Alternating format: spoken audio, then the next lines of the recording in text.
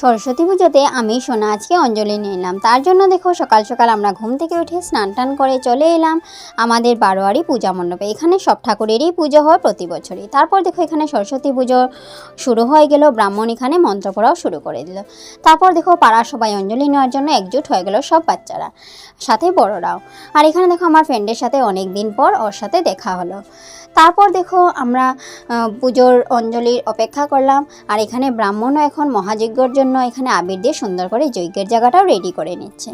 তারপর এখানে মন্ত্র পড়ে মহাযজ্ঞও শুরু হয়ে গেল। মহাযজ্ঞ হয়ে যাওয়ার পর তারপর আমরা চরণামৃত আর যজ্ঞের টিকা নিয়ে তারপর সবাই এখানে দেখো প্রসাদ খাওয়া শুরু হয়ে গেল। আর এখানে দেখো কিছুটা বাকি ছিল, তারাও এখন অঞ্জলি নিয়ে নিচ্ছে।